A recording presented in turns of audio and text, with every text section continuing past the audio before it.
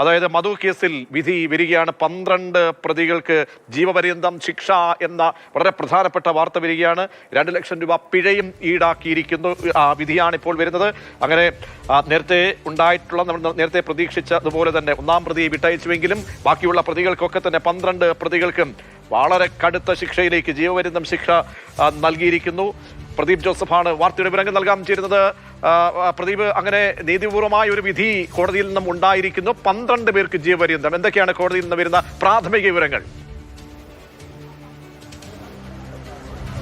പ്രജിഷ്, പ്രതികളുടെ ശിക്ഷ ഉയർത്തണമെന്നാവശ്യപ്പെട്ടുകൊണ്ട് കൊല്ലപ്പെട്ട മധുവിന്റെ കുടുംബം ഹർജി നൽകുമ്പോൾ അതിൽ ചൂണ്ടിക്കാണിച്ചിരുന്ന ആവശ്യമെന്ന് പറയുന്നത് നിലവിൽ അവർക്ക് നൽകിയിരിക്കുന്നത് നിസ്സാര ശിക്ഷയാണ്. ഈ ശിക്ഷ ഉയർത്തി ജീവപര്യന്തം ശിക്ഷയാക്കി നൽകണമെന്നുള്ളതായിരുന്നു ആവശ്യം. ഈ ആവശ്യം ഏതാണ്ട് അംഗീകരിക്കപ്പെട്ടിരിക്കുന്നു എന്ന് പറയാം. അതേസമയം 2 പ്രതികളുടെ കാര്യത്തിൽ ഇത് ഉണ്ടായിട്ടില്ല. അതായത് 1-ാം പ്രതിയെ ഹൈക്കോടതി ഡിവിഷൻ ബെഞ്ച് വെറുതെ വിട്ടിരിക്കുന്നു. മാത്രമല്ല, കേസിലെ 16-ാം പ്രതിയായ മുനീറിന് 1 വർഷം തടവാണ്. അതായത് ജീവപര്യന്തം തടവില്ല, 1 വർഷം തടവാണ് എന്നാണ് ഞാൻ മനസ്സിലാക്കുന്നത്.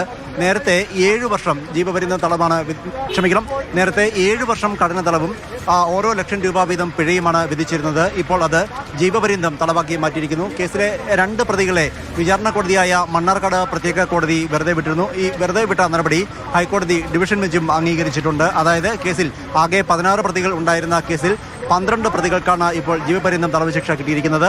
1-ാം പ്രതിയെ ഹൈക്കോടതി ഡിവിഷൻ ബെഞ്ച് വെറുതെ വിട്ടു. 7-11 പ്രതികളെ വിചാരണ കോടതി നേരത്തെ വെറുതെ വിട്ടിരുന്നു. കേസിലെ 16-ാം പ്രതിയായ മുനീറിന് 1 വർഷം തടവ് ശിക്ഷയാണ് ഇപ്പോൾ ഹൈക്കോടതി ഡിവിഷൻ ബെഞ്ച് വിധിച്ചിരിക്കുന്നത്.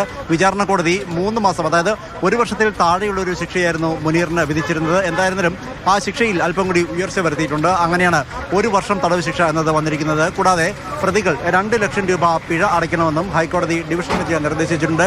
ഹൈക്കോടതി ഈ വിധി പ്രസ്താവന നടത്തുമ്പോൾ കൊല്ലപ്പെട്ട മധുവിന്റെ തൊട്ടടുത്ത ബന്ധുക്കൾ കോടതി മുറിക്കുള്ളിലുണ്ടായിരുന്നു. അവർ അല്പസമയത്തിനകം തന്നെ പുറത്തേക്ക് വരും. കേരള സമൂഹത്തിന്റെ മനസാക്ഷിയെ ഞെട്ടിച്ച ഒന്നായിരുന്നു അട്ടപ്പാടിയിലെ മധുവിന്റെ കൊലക്കേസ് എന്ന് പറയുന്നത്.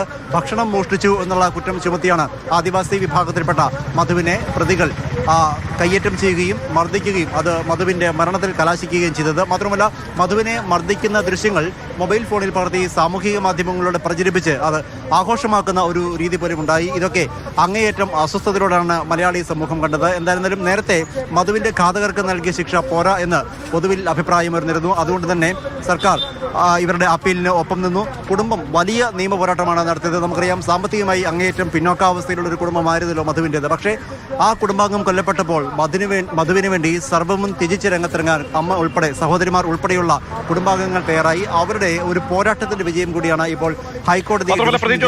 ഈ SC/ST നിയമത്തിലെ 325A വകുപ്പ് പ്രകാരമുള്ള കുറ്റങ്ങൾ നിലനിൽക്കില്ലെന്ന് നേരത്തെ വിചാരണ കോടതിയുടെ കണ്ടെത്തൽ റദ്ദായിക്കൊണ്ടുള്ള ഹൈക്കോടതിയുടെ ഇടപെടൽ വന്നു. അതിനുശേഷം ഉള്ള വിധി എന്ന് പറയുമ്പോൾ അതുകൂടി ഉൾപ്പെടുത്തിക്കൊണ്ടുള്ള വകുപ്പുകൾ കൂടി ഇത് എഫക്ട് ചെയ്തിട്ടുണ്ടല്ലേ?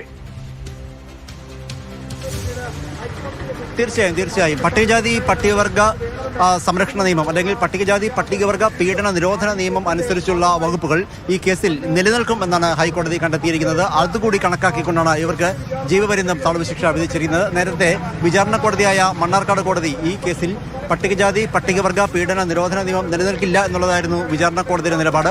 ആ വിചാരണ കോടതിയുടെ നിലപാട് തള്ളിക്കൊണ്ടാണ് ഹൈക്കോടതി ഡിവിഷൻ ബെഞ്ച് ഇതിൽ പട്ടികജാതി പട്ടികവർഗ പീഡന നിരോധന നിയമം നിലനിൽക്കുമെന്ന് കണ്ടെത്തിയിരിക്കുന്നത്. അത് തന്നെ ഈ പ്രതികൾക്ക് വലിയ ശിക്ഷ ലഭിക്കാൻ കാരണമായി എന്ന് പറയുകയും ചെയ്യാം. കാരണം നമുക്കറിയാം, രാജ്യത്ത് തന്നെ അങ്ങേയറ്റം കഠിനമായ നിയമങ്ങളിൽ ഒന്നാണ് ഇത്തരത്തിൽ പാർശ്വവൽക്കരിക്കപ്പെട്ട ആളുകൾക്ക് വേണ്ടിയുള്ള പട്ടികജാതി പട്ടികവർഗ പീഡന നിരോധന നിയമം എന്ന് പറയുന്നത്. ഈ കേസിൽ ഇത് വളരെ പ്രധാനപ്പെട്ട വാർത്തയാണ് ഹൈക്കോടതിയിൽ നിന്ന് വരുന്നത്. അങ്ങനെ 2 മുതൽ 15 വരെയുള്ള പ്രതികൾക്കാണ് ഇപ്പോൾ ശിക്ഷാവിധി പ്രഖ്യാപിച്ചിരിക്കുന്നത്. ജീവപര്യന്തം ശിക്ഷ ഉണ്ടായിരിക്കുന്നു. 1-ാം പ്രതിയെ വെറുതെ വിട്ടു, മറ്റൊരു പ്രതിക്ക് ശിക്ഷ കുറഞ്ഞിരിക്കുന്നു. ബാക്കിയുള്ള പ്രതികൾക്കൊക്കെ തന്നെ SC/ST ആക്ട് അതിക്രമം തടയൽ വകുപ്പ് കൂടി വരുമ്പോഴുള്ള കാഠിന്യമേറിയ ശിക്ഷയിലേക്ക് പോയിരിക്കുന്നു. കേരളം ആവശ്യപ്പെട്ട, കുടുംബം ആവശ്യപ്പെട്ട നീതിയുക്തമായ രീതിയിലേക്ക് ഈ വിധി മാറുന്നു എന്ന് നമുക്ക് വിലയിരുത്താം. ആദ്യ വിവരങ്ങളാണ് കോടതിയിൽ നിന്നും ഞങ്ങളുടെ പ്രതിനിധികൾ നൽകുന്നത്. രാഗിൻ കൂടി ചേരുന്നുണ്ട്. രാഗിൻ, വിധിയുടെ മറ്റ് വിശദാംശങ്ങൾ എന്താണ്? പിഴ, ശിക്ഷ അടക്കമുള്ള കാര്യങ്ങൾ പറയുന്നുണ്ട്. നേരത്തെ പറഞ്ഞതുപോലെ തന്നെ ഈ 325, 325A വകുപ്പുകൾ പ്രകാരമുള്ള കേസുകൾ കൂടി വരുമ്പോൾ